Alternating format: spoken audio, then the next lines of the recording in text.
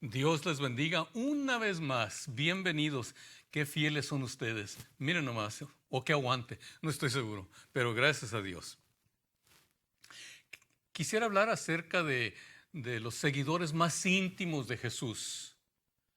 ¿Cómo eran ellos? Porque yo quisiera aprender de ellos, porque si eran tan íntimos con el Señor, aprendieron a estar con Él, dejaron todo, dejaron sus trabajos, en algunos dejaron sus familias, como dijo Pedro, todo hemos dejado. Dejaron todo por seguir a Jesús. Entonces vivieron con Él 3 años y un poco más.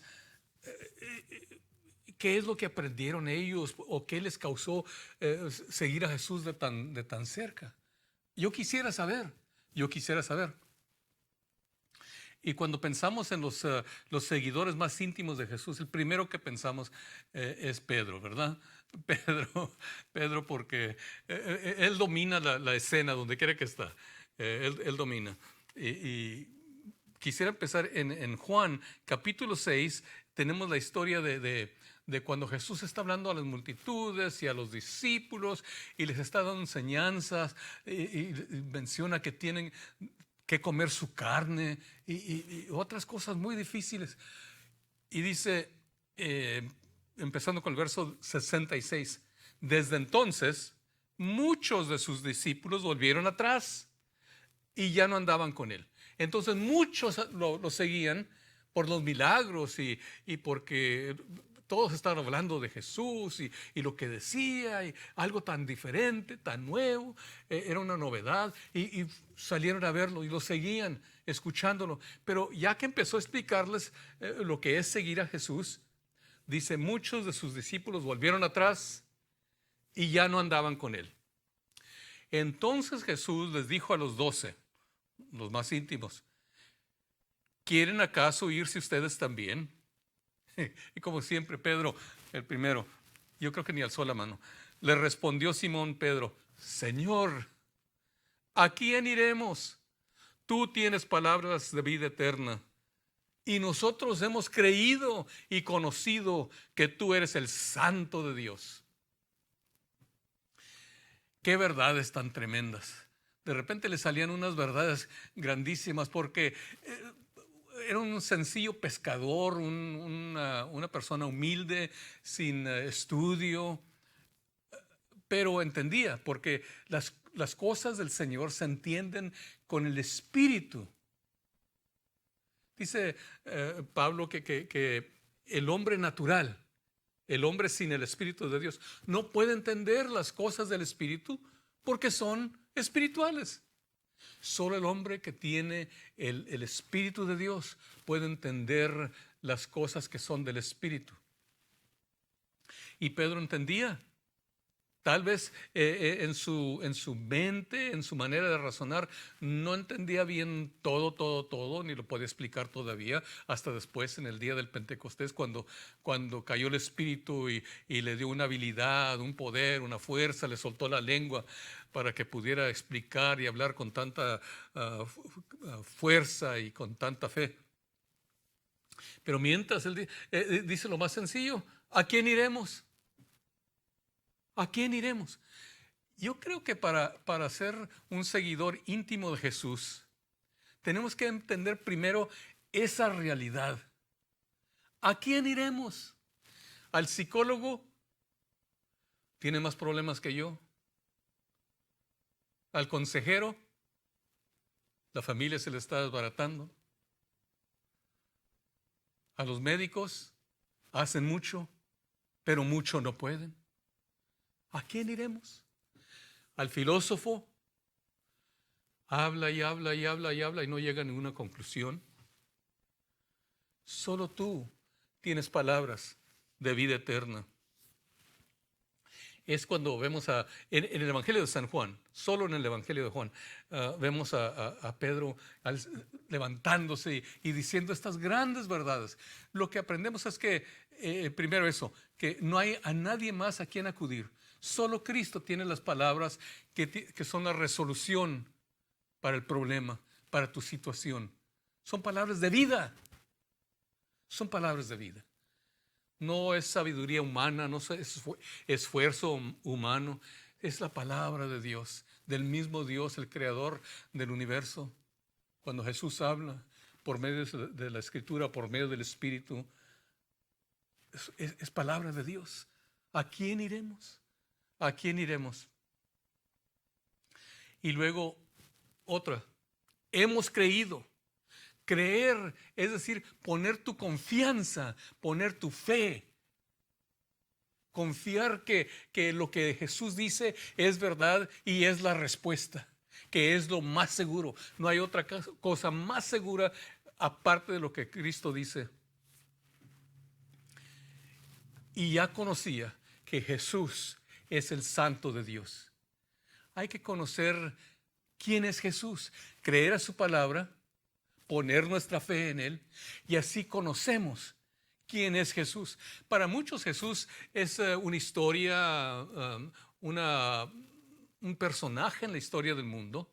Para otros es una religión, es una forma de vivir, tiene palabras de sabiduría, fue un buen filósofo, buen maestro, todo lo que dice está bueno, pero no que es el Santo de Dios, que es Dios mismo.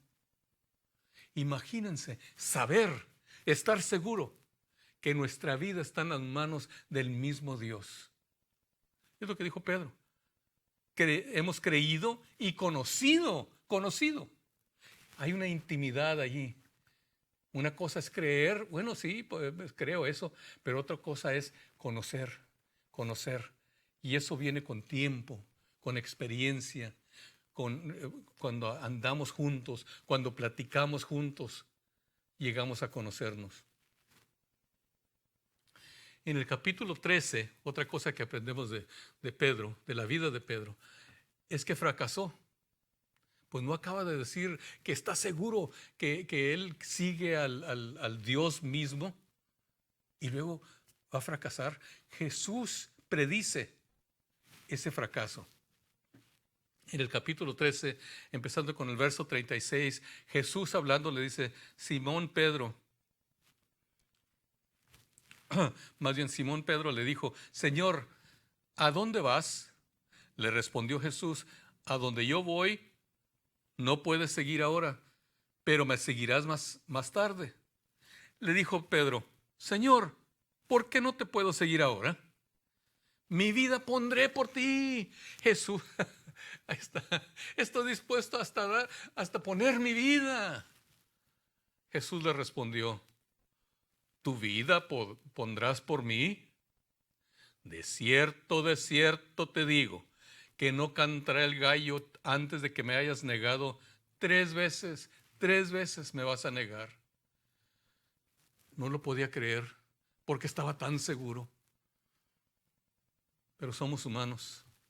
Tenemos este tesoro en estos vasos humanos. Pero luego lo vemos. Seguimos en el Evangelio de San Juan y lo vemos en el capítulo 18 cuando vienen a arrestar a Jesús. Vienen a arrestarlo y nos dice en el verso 10, en el capítulo 18, entonces Simón Pedro, que tenía una espada, la sacó y hirió al siervo del sumo sacerdote y le cortó la oreja derecha. Es que cuando vienen a arrestar a Jesús, él venía armado. No sé cómo es que traía espada, había sido pescador, o tal vez era una espada corta, un cuchillo, porque también los romanos, los soldados, tenían una espada más corta. Tenían las lanzas, pero también la espada de los romanos, de los soldados romanos, era más corta, porque tenían el escudo y luego la espada. Igual, sacó el cuchillo, lo que tenía, y se le dejó ir al más cercano, que era el siervo del sumo sacerdote, y estoy seguro que no le tiró a la oreja. De seguro que le tiró a la cabeza o al cuello, ¿verdad? Pero él no era soldado, no tenía experiencia, le falló un poco y solo le cortó la oreja. Y el siervo se llamaba Malco. Entonces Jesús dijo a Pedro, mete tu espada en la vaina. ¿No he de beber la copa que el Padre me ha dado? Pedro, Pedro, aguántala, aguántala. Así no se hacen las cosas. No es con fuerza humana, no es con espada, ni con ejército. Exactamente, más con su Santo Espíritu. Esta era una pelea, una guerra espiritual, la que Jesús estaba peleando, la que peleó y ganó la batalla de los siglos. Y hay que aprender de eso. Pedro empezó su fracaso ahí porque hizo el esfuerzo humano, quiso defender a Jesús con el esfuerzo humano. Hubiera hecho mejor a ponerse a orar, que Dios fortaleciera a su siervo Jesús, que Dios le diera fuerza o aún que lo liberara de la situación, si es que no entendía bien lo que estaba sucediendo. Muchas veces nosotros también hay problemas que se nos vienen encima y queremos arreglarlas con espada, con nuestro propio esfuerzo, con nuestra propia sabiduría, con lo que nosotros sabemos. Y muchas veces es algo que Jesús necesita que tú y yo pasemos por ese valle y pelear la batalla espiritualmente. La victoria se gana en el espíritu. Cuando los hijos se portan mal, cuando te desobedecen, la victoria no está en la regañada, en los gritos. La victoria está en la recámara de rodillas. Cualquier problema que tienes, en este caso, la crucifixión, se ganó en el jardín, en la oración. Es algo que Pedro aprendió. Fue una lección muy dura para él ver que con sus esfuerzos débiles no logró ganar la batalla, y arrestaron a Jesús y aún se lo llevaron y lo martirizaron, lo sacrificaron, lo mataron, lo enterraron. Ahí empezó el fracaso, cuando empezó con la fuerza humana. Pero en el verso 17 tenemos ya la historia de la traición, por decirlo así. Entonces la criada portera dijo a Pedro: ¿tú no serás también de los discípulos de ese hombre? Él dijo: no lo soy. Y los siervos y los guardias estaban de pie, que habían encendido unas brasas porque hacía frío y se calentaban.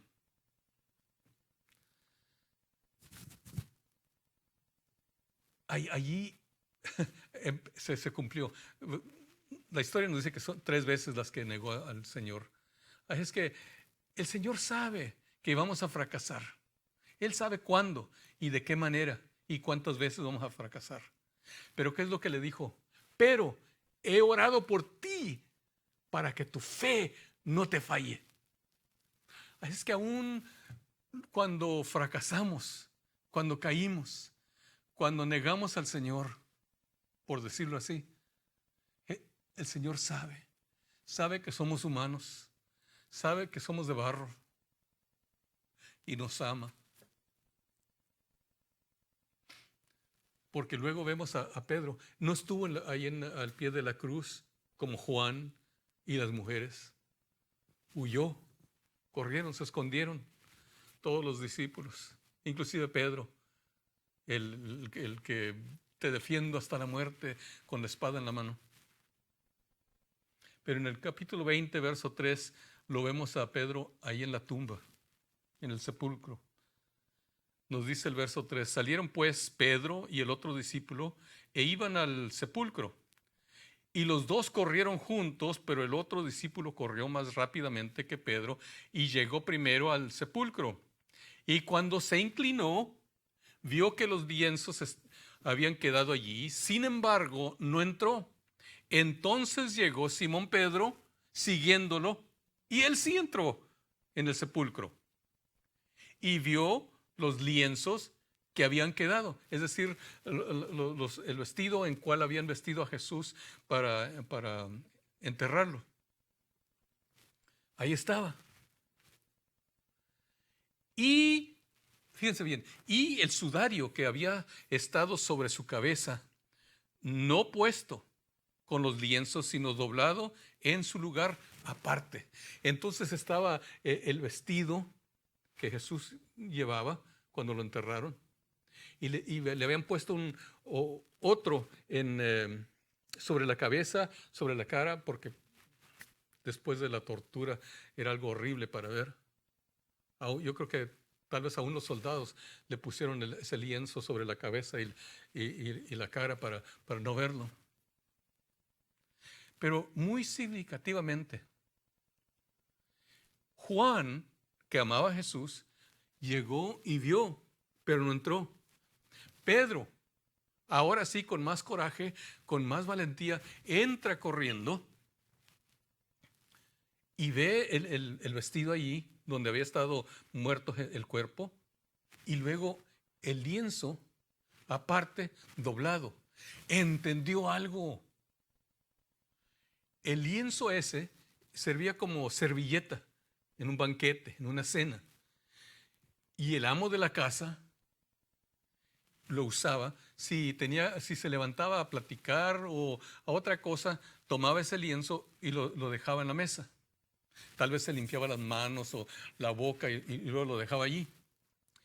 Pero cuando salía de allí, cuando se iba a dejar su lugar, si lo dejaba ahí nomás tirado sobre la mesa, entonces el criado sabía que ya era tiempo de limpiar, ya había terminado. Pero si el amo tomaba ese lienzo, esa servilleta, y la doblaba y la ponía allí, eso significa, el siervo ni se acercaba para recoger los platos ni para cualquier otra cosa, para limpiar la mesa, porque esa era la señal que iba a regresar, que todavía no ha terminado la cena. Cuando Pedro, tú y yo no sabíamos eso, no hubiéramos sabido, ¿verdad? Pero cuando Pedro vio eso, vio que había muerto, ya no estaba ahí el cuerpo, tal vez el vestido estaba bien ensangrentado, pero luego el lienzo estaba dobladito aparte. Alguien lo puso allá, no quedó ahí nomás, sino que estaba bien dobladito aparte, significando: no ha terminado el trabajo, voy a regresar. ¡Qué privilegio! Pedro fue el primero en reconocer, en recibir la noticia de que Jesús iba a regresar, que no estaba muerto, que todavía no se terminaba la tarea, que todavía no se terminaba la misión, porque todavía le faltaba decirle a Pedro y a los demás: ir por todo el mundo y predicar el evangelio a toda criatura. De esa alegría, él sabía que Jesús, y estaba convencido de que Jesús había resucitado. Después tuvo sus dudas, pero él entendió, porque en el capítulo 21 habían pescado toda la noche. Esta es otra ocasión que habían pescado todas las noches.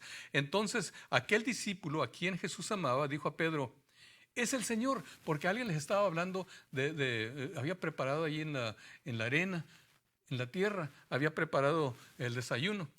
Es el Señor. Cuando Simón Pedro, en el barco, cuando Simón Pedro oyó que era el Señor, se ciñó el manto, pues se lo había quitado, y se tiró al mar. No esperó que el viento lo llevara hasta llegar a tierra. No, se tiró y empezó a nadar para llegar a Jesús. Y en el capítulo 21 vemos que Jesús lo restauró. Le dijo 3 veces, le dijo: Simón, hijo de Jonás, ¿me amas? Pedro se entristeció de que le dijera por tercera vez, ¿me amas? Y le dijo: Señor, tú conoces todas las cosas, tú sabes que te amo. Y aquí está la restauración. Jesús le dijo: te pongo otra vez de pastor, apacienta mis ovejas.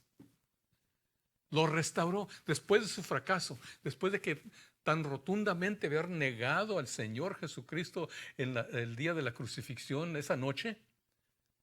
Ahora Jesús lo restaura. 3 veces le preguntó: para ir por las 3 veces que lo había negado. Lo fue restaurando hasta que le dijo: apacienta mis ovejas, te las dejo encargadas. Dicho y hecho, fue el primero, el día del Pentecostés, que se levantó lleno del Espíritu Santo y empezó a predicar con fuerza y con poder de lo alto. Y lo vemos el resto en el libro de los Hechos, que Dios lo usó como uno de los líderes de la iglesia. Parece que el general, el superintendente, era Santiago, pero Pedro era el vocero, era el que hablaba más. Entonces, ¿qué aprendemos? Para estar cerca, íntimamente con Jesús, hay que seguirlo de cerca, hay que poner fe en Él, hay que creer, hay que seguirlo. Sí vamos a fracasar, y algunos hemos fracasado, pero fracasado. ¿Qué dice el mundo? Nunca se va a levantar. Esa ni Dios se la perdona. Pero tenemos un Dios de misericordia, un Cristo que te ama, que conoce tu frialdad, conoce que eres barro y te dice: apacienta mis ovejas. Vino a buscar y a salvar lo que se había perdido, y muchas veces somos los cristianos que nos hemos perdido. Vino a buscar y sigue buscando y sigue salvando y sigue restaurando. Si buscas, Jesús la respuesta. Si te has extraviado, regresa. Y si necesitas restauración después de un fracaso, ven a Cristo, acércate, deja que Él te ame, que te sane, y Él te va a restaurar. Oro por ti esta semana, en el nombre del Padre, del Hijo y del Espíritu Santo. Amén y amén.